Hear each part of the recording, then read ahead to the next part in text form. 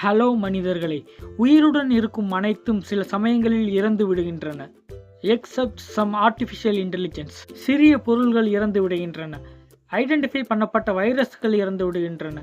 தொழில்நுட்ப ரீதியாக முதலில் வாழ்ந்த உயிரினங்களும் அழிந்ததற்கான சான்றுகள் உள்ளது. இது மட்டுமல்லாமல் புராணங்கள் அழிவே இல்லாதவைகளும் அழிந்ததற்கான சான்றுகளும் உள்ளது. மேலும் ஒரு கட்டத்தில் மகத்தான நட்சத்திரங்களும் அழிந்து விடுகின்றன. ஆனால் உண்மையிலேயே மிக சிறியதாக இருக்கும் பொருள்களை பற்றிய கருத்து என்ன? எடுத்துக்காட்டாக ஆட்டம்ஸ். ஒரு பொருளின் மிக சிறிய பிரிக்க முடியாத மேட்டர்ஸ் ஆட்டம்ஸ் ஆகும். ஆக்சுவலி அவற்றை பிரிக்க முடியும், ஆனால் இந்த டாபிக் அதை பற்றியது கிடையாது. அந்த ஆட்டம்ஸும் ஒரு கட்டத்தில் அழிந்து விடுகிறதா என்பதை பற்றியது. ஆனால் ஆக்சுவலி அவைகள் உயிருடன் இல்லை, எனவே அவைகளால் இறக்க முடியாது. எனவே அவைகள் இல்லை என்பதை நினைத்து விட்டுவிடலாமா, அல்லது அவைகள் எப்பொழுதும் நிலைத்து இருக்கின்றனவா? இந்த கொஸ்டினுக்கு ஆன்சர் பண்ண அவற்றை பற்றிய சில விஷயங்களை நாம் தெரிந்து கொள்ள வேண்டும். ஃபர்ஸ்ட் ஆஃப் ஆல், ஆட்டம்ஸ் எப்போதும் ஒரே எண்ணிக்கையிலான எலக்ட்ரான்ஸ் மற்றும் புரோட்டான்ஸ்களை கொண்டுள்ளது. அவற்றில் இருக்கும் நியூட்ரான் அந்த ஆட்டமை ஸ்டெபிலைஸ் பண்ண உதவுகிறது. ஆனால் சில நேரங்களில் ஆட்டம்ஸ் அவற்றில் இருக்கும் நியூட்ரான்களை இழந்து அல்லது புதியதாக பெற்ற ஐசோடோப்புகளாக மாறுகின்றன. இருப்பினும் ஒரு ஆட்டமின் நார்மல் நியூட்ரான் எண்ணிக்கையிலிருந்து மாற்றி அமைப்பது அந்த ஆட்டமை அன்ஸ்டேபிள் நிலைக்கு மாற வழிவகுப்பதாகும். இந்த அன்ஸ்டேபிள் நிலையில் இருந்து ஸ்டேபிள் நிலைக்கு மாற ஆட்டம்ஸ் பொதுவாக எலக்ட்ரான்ஸ்களை வெளியேற்றுகிறது.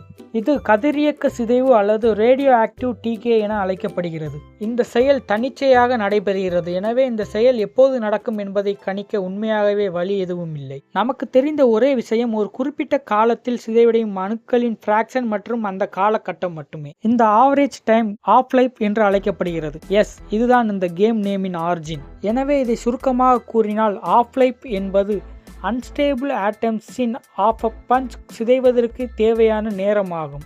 ஃபார் எக்ஸாம்பிள், நம்மிடம் அன்ஸ்டேபிளாக இருக்கக்கூடிய 20 டேலியம் ஆட்டம்ஸ் இருந்தால் 3 நிமிடத்திற்கு பிறகு அவற்றின் ஆஃப் லைஃப் டைம் ஆட்டம்ஸ் சிதைந்து 10 லெட் ஆட்டமாக மாறியிருக்கும். இன்னும் 3 நிமிடங்களுக்கு பிறகு மீதமுள்ள 10 டேலியம் ஆட்டம்ஸில் இருந்து 5 லெட் ஆட்டம்ஸ்களாக சிதைவடைந்து விடும். இது தொடர்ந்து கொண்டே இருக்கும். Next, hydrogen 7 isotope. இது 6 கூடுதல் நியூட்ரான்களை கொண்ட ஹைட்ரஜன் ஆட்டம்ஸ் ஆகும். இது 23 ஆக்டோ செகண்ட் மட்டுமே கொண்ட மிக சிறிய ஆஃப் லைஃப் கொண்டது. எவ்வாறாயினும் மிக நீண்ட ஆஃப் லைஃப் ரெக்கார்டு ஹோல்டரான பிஸ்மத் 299 நம்மிடம் உள்ளது. இதில் 600 ஆக்டோ செகண்டுகளின் ஆஃப் லைஃப் உள்ளது. இது பிரபஞ்சத்தின் வயது குறித்த தற்போதைய எஸ்டிமேட்டை விட பில்லியன் மடங்கு அதிகமாகும்.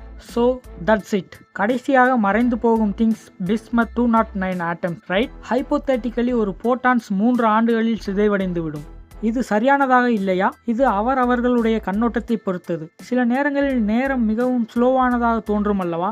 ஆனால் இது நம்முடைய கண்ணோட்டத்தில் 10⁻18 இயர்ஸ் ஆகும். இது மிகவும் அதிகமானதாக உள்ளதா? நமக்கு இன்னும் உறுதியாக தெரியவில்லை. ஆனால் புரோட்டான் சிதைவு எனப்படும் சிதைவின் ஒரு கற்பனையான வடிவம் உள்ளது. அது சரியாக இருந்தால் ஒரு புரோட்டானின் ஆஃப் லைஃப் பிரபஞ்சத்தின் வயதை விட 100 செப்டிலியன் மடங்கு அதிகம். இது உண்மையாகவே மிகவும் அதிகம். பட் ஹோல்ட் ஆன், இன்னும் ஒரு விஷயம் இன்னும் நீடித்திருக்கும். அது என்றென்றும் நீடித்திருக்கும் என்றும் கூறலாம். அது வேறொன்றும் இல்லை, மனிதனின் முட்டாள்தனம் மட்டுமே.